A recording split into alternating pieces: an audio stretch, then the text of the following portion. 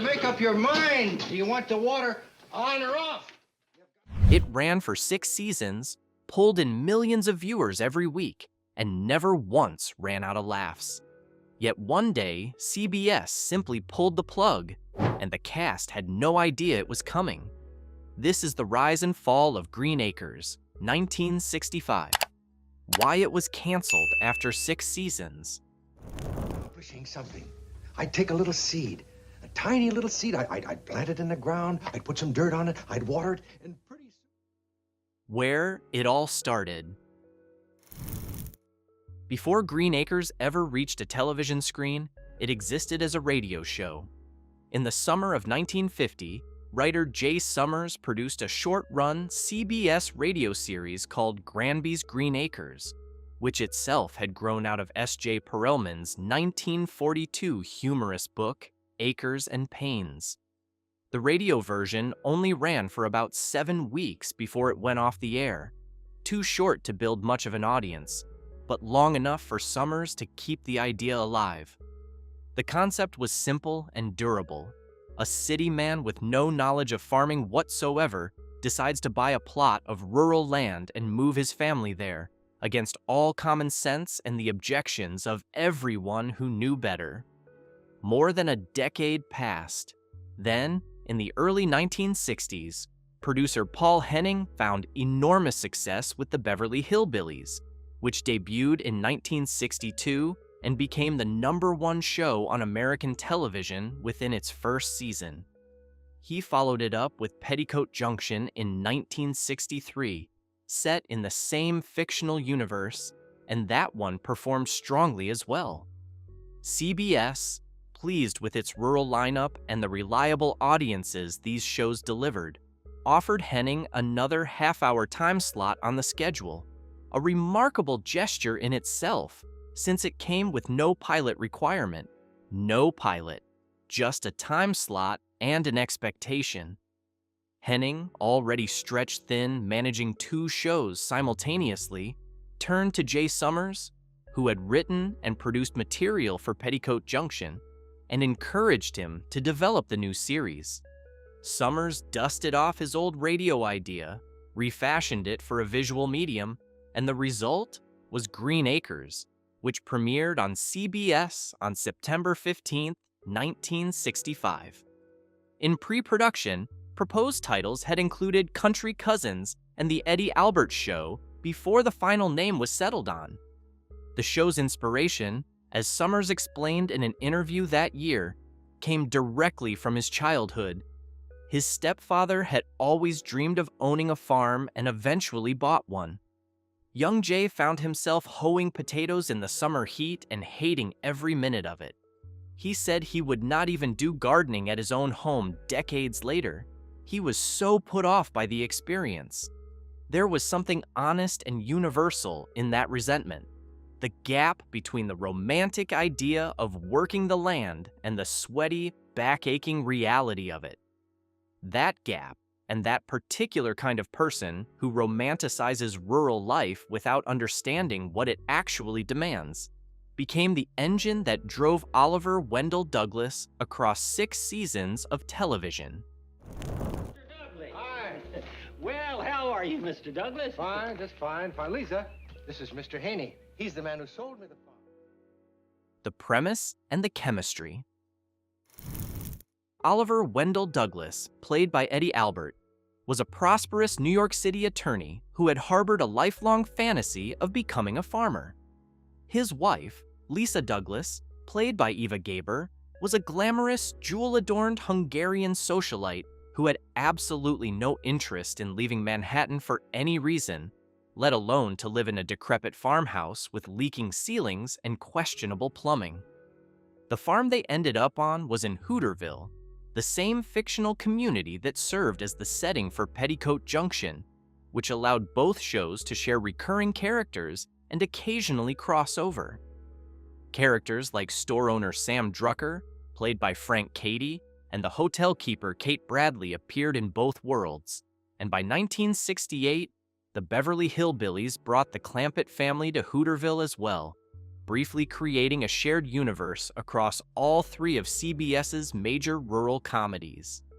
The central tension of the series was this marital standoff: Oliver, earnest and determined, doing his chores in a three-piece suit because he had no idea that was not how farmers dressed. Lisa, perpetually baffled and perpetually glamorous, producing culinary catastrophes in a kitchen that defeated her at every turn. The townspeople of Hooterville were no help to either of them, operating by their own impenetrable rules and showing no particular interest in explaining those rules to the Douglases. Oliver was named, according to the show's own internal lore, for Oliver Wendell Holmes, a detail that made his hapless farming adventures all the more comic, given the contrast with the distinguished legal mind the name evoked. Their dynamic worked because both actors genuinely liked each other in real life. Albert and Gabber were close friends off screen, and that comfort came through every time the camera rolled. When Gabber passed away in 1995, Albert took the loss hard, by all accounts, as anyone would, losing a close friend and creative partner of many years. Eddie Albert had not been easy to persuade to take the role. He had previously turned down parts on My Three Sons and Mr. Ed, convinced that television was, as he later put it, geared to mediocrity. He had built a respectable film career, appearing in Roman Holiday alongside Gregory Peck and Audrey Hepburn in 1953 and in Oklahoma in 1955, and was reluctant to trade that for a weekly sitcom. When his agent explained the premise behind Green Acres, Albert connected with it immediately.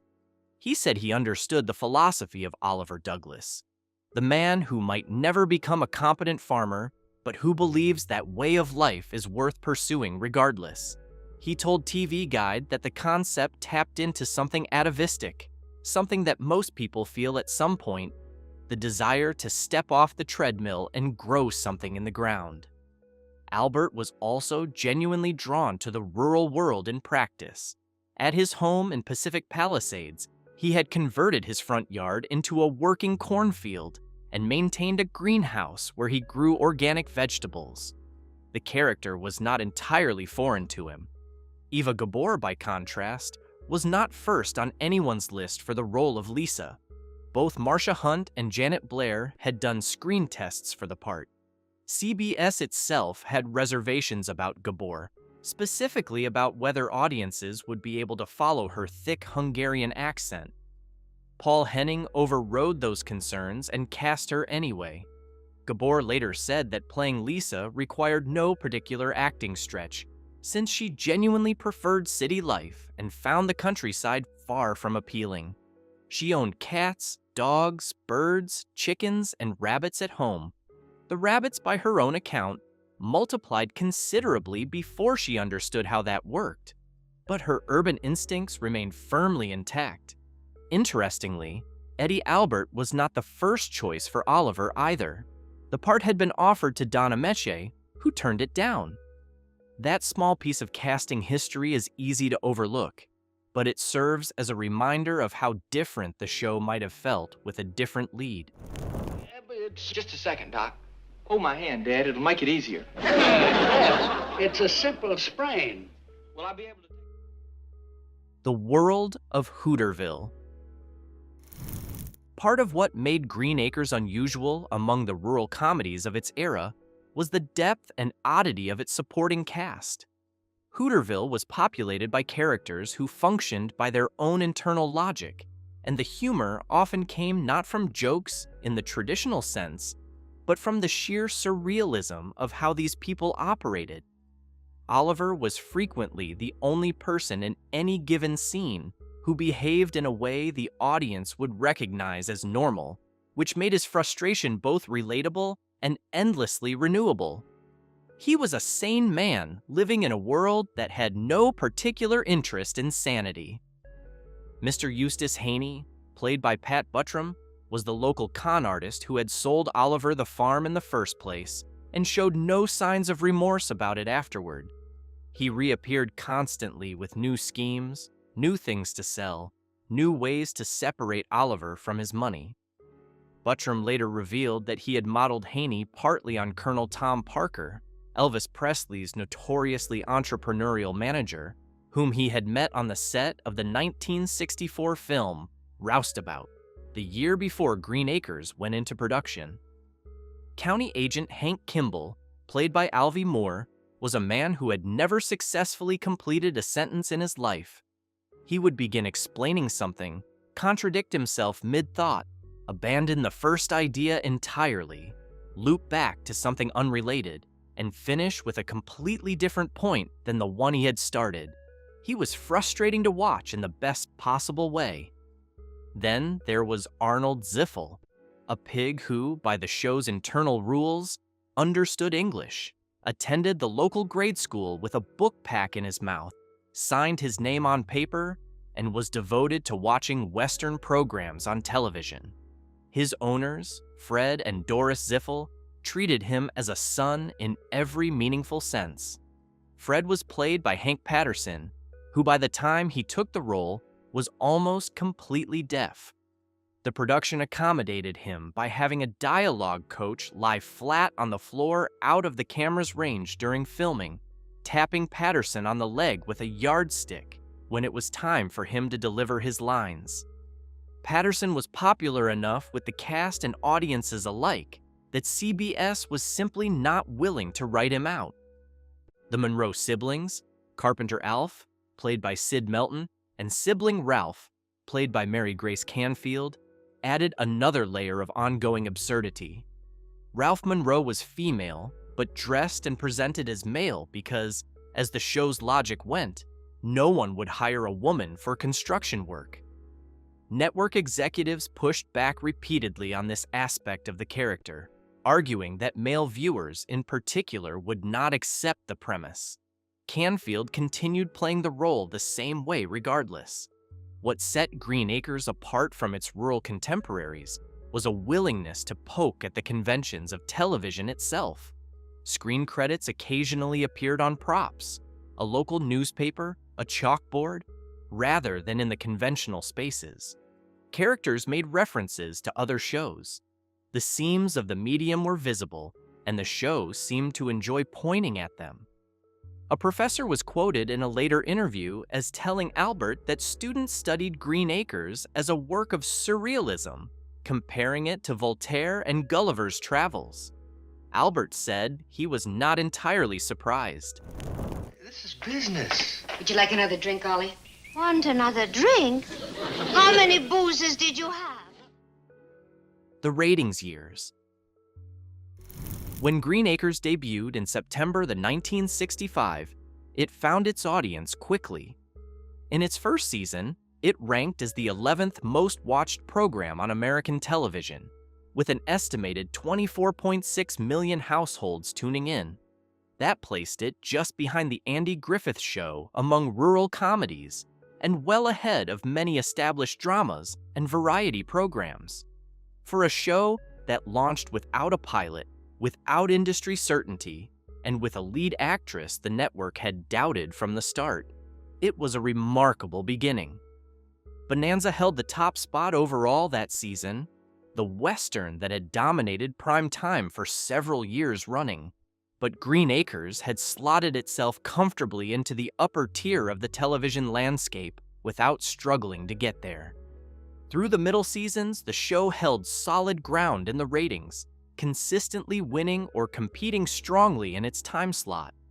The second season saw Arnold Ziffel elevated to a more prominent role in the regular cast after audiences responded well to the pig during the first year.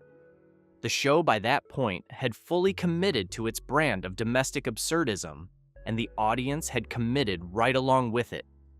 Green Acres moved time slots during its run, Wednesday at 9 p.m. in its early years, then later to Saturday evenings, and eventually to Tuesday at 8 p.m. in its final season. But the core viewership traveled with it through each change. In 1997, long after the show had ended, TV Guide compiled its list of the 100 greatest episodes in television history. A two-part Green Acres episode from Season 2, A Star Named Arnold is Born came in at number 59, sitting alongside episodes from programs far more serious and critically regarded. That a comedic bit featuring a pig landing a role in a commercial would be honored in that company says something about how genuinely sharp the writing on Green Acres had been at its peak. The theme song itself deserves its own small chapter. Composed by Vic Mizzy, the same man who wrote the theme to The Addams Family, it was unusual for the era in that the show's own stars performed it rather than anonymous session singers. Albert sang his lines. Gabor, whose thick accent made singing a particular adventure, spoke most of her part rather than fully committing to melody. At the end of the opening sequence, the two struck a pose deliberately designed as a parody of Grant Wood's painting, American Gothic. The whole thing had a self-aware quality that matched the show's sensibility perfectly. It wasn't in company either. It was Aunt Sun's. Oh, excuse me. The late seasons and the slide. By the time the final 2 seasons arrived, Green Acres had slipped out of the Nielsen Top 30, which had not been the case for most of its run. The show was still winning its own time slot, still pulling in viewers, still competitive on the night it aired, but it had lost the kind of blanket cultural presence it had enjoyed in the late 1960s. The competition had shifted. American television in the late 1960s and early 1970s was absorbing new social pressures, new demographic conversations, and new kinds of comedy that were less concerned with the bucolic and more concerned with what was happening in living rooms that looked like the viewer's own.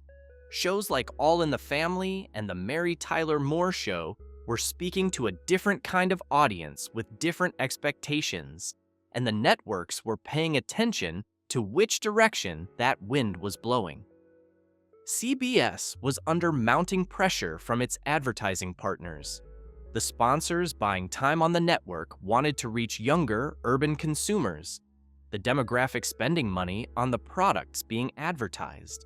Rural shows like Green Acres, The Beverly Hillbillies, Petticoat Junction, and Hee Haw were delivering large audiences, but not the audiences advertisers were pursuing.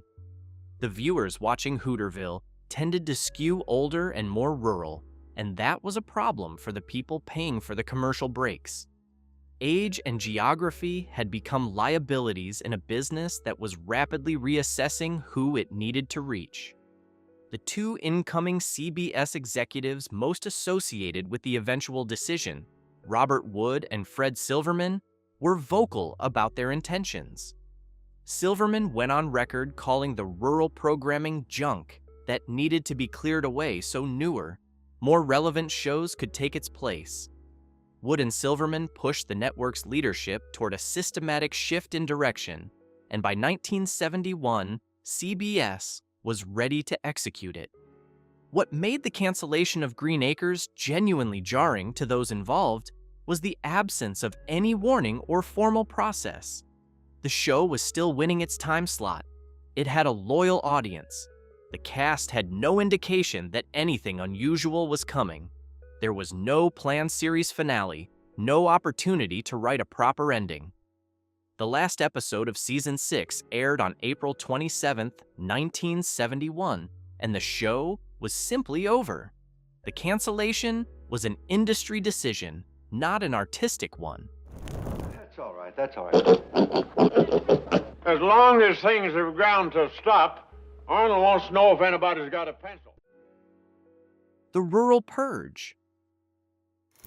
What happened to Green Acres in 1971 happened to nearly every rural-themed show on American television at almost exactly the same moment.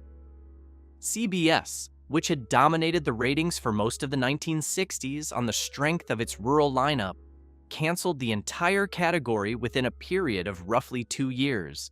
Petticoat Junction was first to go in 1970. Then came Green Acres, The Beverly Hillbillies, and Lassie in 1971. Mayberry RFD was canceled despite finishing that season at number 15 in the ratings. Hee Haw was pulling in a number 16 ranking when CBS dropped it. The Jim Neighbors Hour was at number 29 and still lost its time slot. These were not failing programs by any conventional measurement. They were delivering audiences every week. They simply were not delivering the right audiences. The entertainment industry eventually gave this event a name: the Rural Purge. It was a sweeping, deliberate clearing of an entire category of programming in favor of something that better served advertiser demographics. The shows being canceled were not failing. They were simply not failing in the right way, with the right viewers, at the right time in the television business's evolving relationship with its sponsors. The new programming that replaced them, All in the Family, The Mary Tyler Moore Show, and similarly urban contemporary comedies, spoke directly to younger city and suburban audiences that advertisers were desperate to reach. Whether those replacements were better television is a debate that has continued for 50 years. What is not debatable is that the transition was sudden and it was complete. Pat Buttram, who played Mr. Haney on Green Acres and had watched The Purge from inside it, described the experience in the clearest possible terms. He said CBS canceled everything with a tree, including Lassie. It was a line that people in the industry repeated for years afterward, because it captured precisely what had happened. Even a dog that had been on the air for nearly 2 decades was not exempt.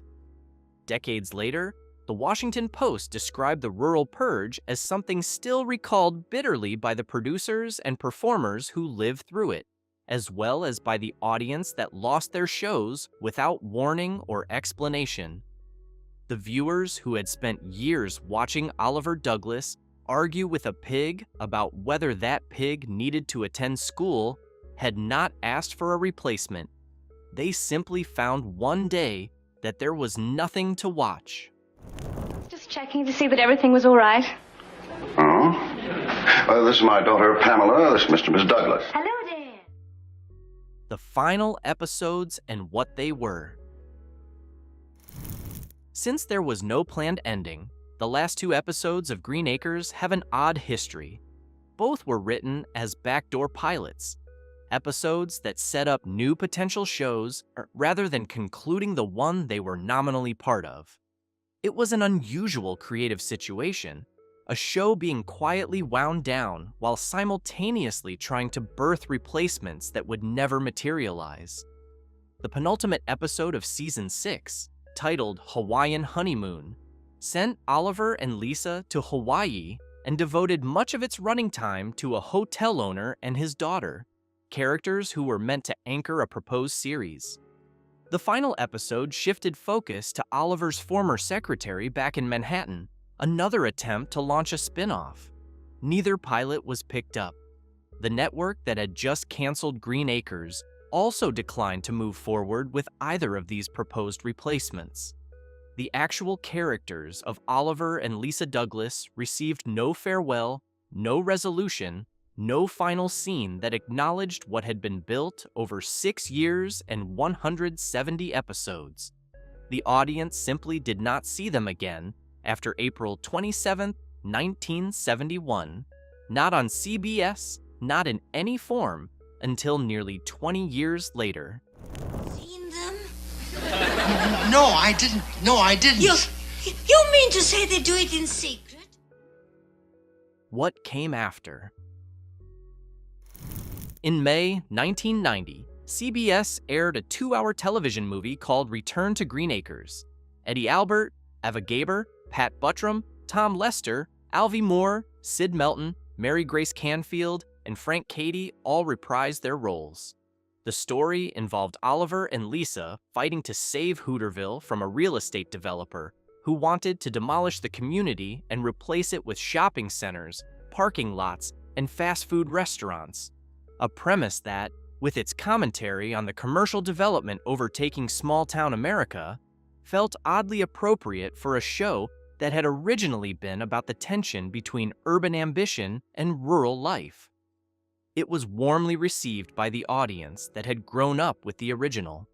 Frank Cady, who played store owner Sam Drucker, appeared in that reunion film and did not act again after it. He passed away in 2012 at the age of 96. 3 years after the reunion movie, in 1993, Albert and Gabber reprised their Green Acres roles one more time for a CBS special called The Legend of the Beverly Hillbillies, which brought together the casts of the interconnected rural shows one final time. It was the last time both actors appeared together in character before Gabber's death in July 1995. The original series found a long second life in syndication, reaching audiences who had never seen it first run. In the 1990s, Nick at Night brought it back with the advertising tagline, "It's not stupid, it's surrealism," which was not wrong. The show became something of a cult favorite among a younger generation who encountered it decades removed from its original context, watching it as exactly the strange, self-referential piece of absurdist comedy it had always been. There were future plans that never materialized. A big-screen film was proposed in the late 1990s, with Bette Midler reportedly considered for the Eva Gabor role. A Broadway musical was in active development as of 2012, with original director Richard L. Baer working on it before his death in 2015. Neither made it out of the planning stage. What Green Acres left behind, though, was considerable. 170 episodes, 6 seasons, a television theme song that people still recognize 50 years later, a pig who went to school, a man who did his farm chores in a 3-piece suit and never quite stopped believing it was the right way to live. The Rural Purge took the show off the air, but it could not do much about the affection people carried for it. That is the rise and the fall, and a story that, in the end, says as much about the television business as it does about a couple trying to grow carrots in Hooterville. If you enjoyed this one, hit that like button and subscribe. There is a lot more where this came from.